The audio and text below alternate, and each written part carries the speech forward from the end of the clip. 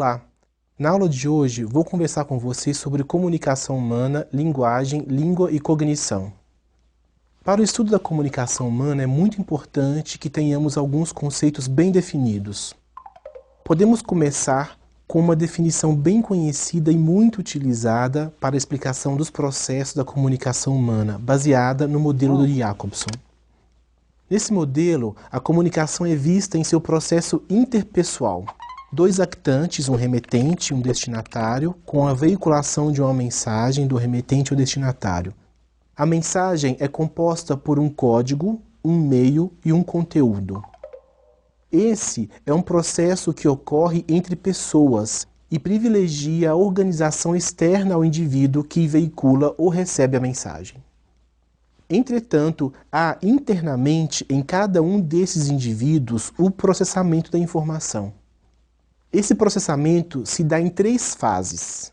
Existe a concepção da mensagem, que vai ser veiculada, o processamento médio e o processamento periférico daquilo que vai ser dito ou sinalizado.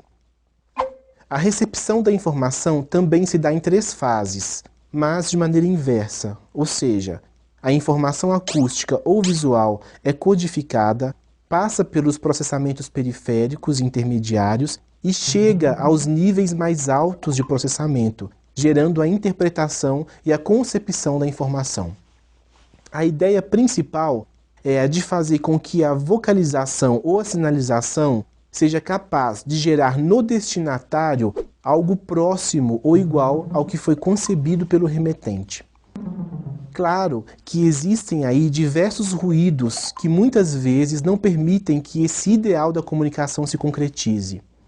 Podendo ser ruídos auditivos, como barulhos que não permitem a compreensão, ou ruídos visuais, como estímulos visuais competitivos, ou ainda ruídos ideológicos, quando preconceitos fazem com que você não receba direito uma informação. Nesse processo de comunicação, nós dispomos de uma habilidade cognitiva extensivamente utilizada, que é a simbolização. Por exemplo, eu estou falando com você agora, e se eu disser a palavra avião, eu não preciso trazer o avião até você para que você pense nele.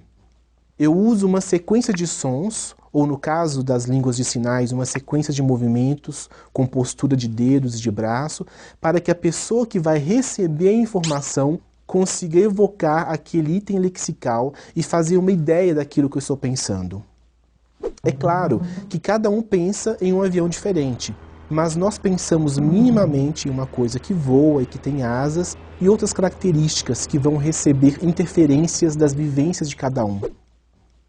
Esse processo sobre o qual estamos falando é a linguagem, que é uma habilidade cognitiva específica que se utiliza da simbolização para comunicar.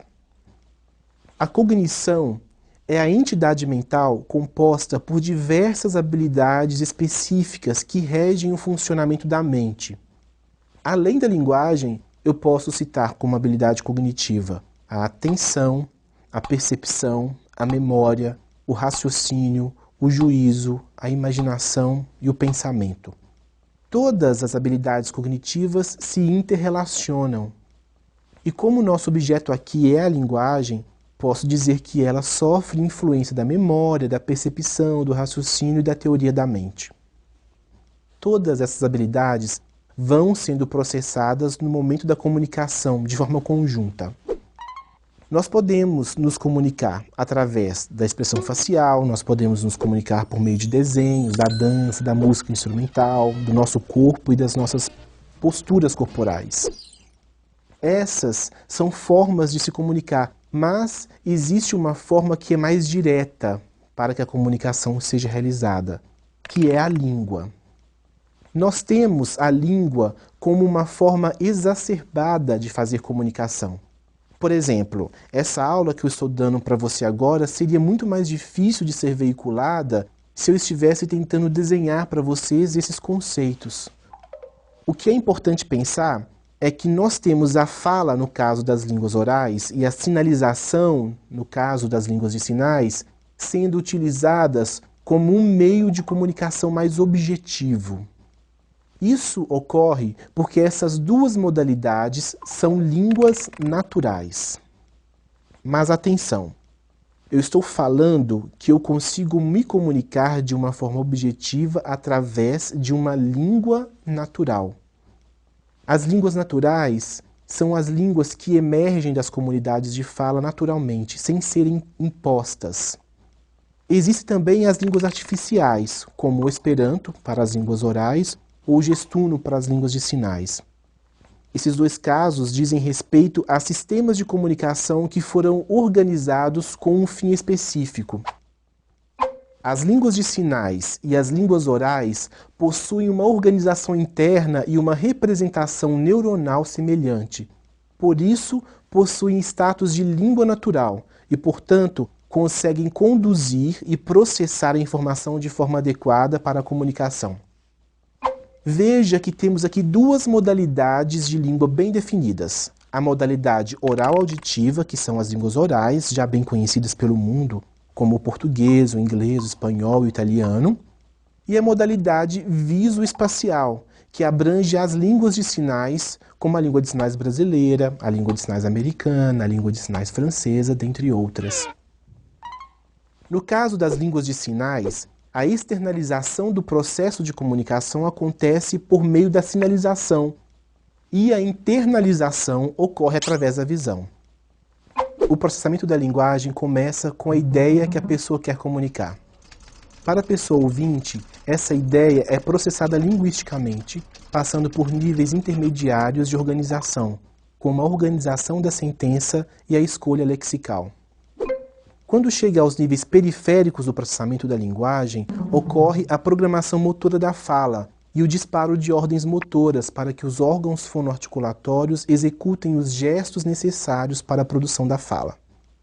A internalização ocorre com a audição de uma sequência de sons que entra pelas vias auditivas da pessoa ouvinte. Essa sequência é codificada no sistema fonético-fonológico da língua, passa pela recuperação do item lexical, compreensão da ordem da sentença e culmina na formação do conceito referente àquilo que se ouviu. Esse processo é extremamente importante para a aquisição da língua e, por isso, a preservação das vias auditivas para a aquisição adequada de uma língua oral é imprescindível. Não existe forma de adquirir naturalmente língua oral sem audição. Você pode aprender língua oral sem audição, mas é necessária uma estimulação específica, com técnicas para que você consiga ter o conhecimento da língua oral. Quando uma pessoa tem atraso na aquisição de língua, é muito comum, com a permanência do atraso ou seu agravamento, o desenvolvimento de problemas, não apenas de ordem linguística, mas também de ordem cognitiva. No caso das pessoas surdas, existe um impedimento auditivo. A perda da audição não permite que os sons sejam processados de forma adequada. Então essas pessoas surdas não são capazes de adquirir naturalmente a língua oral. Além disso, temos um fator importante a ser ponderado. Nosso cérebro está preparado para receber uma língua em um período específico da vida que é chamado de período crítico para a aquisição de língua. Esse período se estende desde o nascimento até por volta dos 3 anos de idade. Os aprendizes que têm o início da aquisição de língua após os 3 anos de idade terão alguns prejuízos quando comparados com aqueles que aprenderam língua antes dos 3 anos de idade. É por esse motivo que é tão emergente a estimulação precoce de crianças surdas em língua de sinais. Se uma criança surda é exposta exclusivamente à língua oral, você estará privando essa criança de receber a entrada completa da língua. A perda auditiva não permite que a aquisição e o desenvolvimento da linguagem ocorram como em uma criança ouvinte. E isso ocorre porque o processamento de linguagem da criança surda é baseado na percepção visual e na produção visoespacial. De forma similar ao processamento das pessoas ouvintes, as ordens motoras para a execução da língua são disparadas para os órgãos articuladores da língua de sinais, que são os membros superiores, o tronco e a face. Esses órgãos articuladores performam a língua que vai ser acessada pela visão, e a partir daí percorrer o caminho de processamento intermediário até chegar aos níveis altos do processamento da linguagem.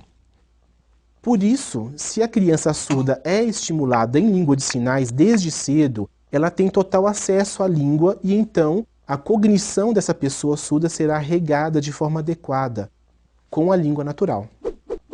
No caso desse atraso no início da aquisição de língua, haverá problemas que ocorrerão no desenvolvimento da linguagem e, como consequência, no desenvolvimento das habilidades cognitivas. Em 1993, a pesquisadora Rachel Mayberry escreveu um artigo em que faz uma comparação de grupos de pessoas sendo submetidas a um teste de repetição de sentenças na língua de sinais americana. Ela pesquisou 3 grupos de surdos e um grupo de ouvintes. O primeiro grupo de surdos tinha adquirido a língua até 3 anos de idade. O segundo grupo de surdos teve a aquisição de língua entre 5 e 9 anos de idade. O terceiro grupo de surdos teve a aquisição a partir dos 13 anos de idade. E um grupo de ouvintes teve a aquisição tardia da língua de sinais como segunda língua. Na comparação desses grupos com relação à reprodução das sentenças, nós temos a pontuação dos ouvintes que adquiriram língua de sinais americana tardiamente, apenas menor do que a pontuação dos surdos com a aquisição precoce da língua de sinais americana, isto é, de 0 a 3 anos de idade. Essa é uma informação muito importante porque evidencia a necessidade emergencial da estimulação precoce em língua de sinais. Ela mostra que privar a pessoa surda do acesso adequado à língua no período propício pode gerar impactos na vida acadêmica, na vida social e na construção dessa pessoa como um cidadão. É claro que quando nós falamos de aquisição de língua, vários fatores são importantes. A integridade da língua a qual a criança surda está sendo exposta, o ambiente comunicativo no qual a criança está inserida, se ela possui interlocutores que conseguem interagir com ela adequadamente, a frequência da exposição e se a criança possui na família algum parente surdo que possa interagir com ela desde cedo. São todos fatores que interferem na aquisição da língua de sinais. Outro fato importante é a presença ou não de atipias no substrato para a aquisição de língua. Em alguns casos, infelizmente, a surdez vem acompanhada de problemas de saúde. No Brasil, temos observado uma mudança nos serviços de saúde, por exemplo, com a popularização do pré-natal. Antes disso, existia uma recorrência muito grande de problemas de surdez vinculados a problemas de saúde das mães no período de gestação ou no momento do nascimento do bebê. Alguns desses problemas, como por exemplo o citomegalovírus, a rubéola, ou mesmo mais tarde a meningite, podiam resultar na surdez ou até problemas graves de saúde, como uma lesão cerebral.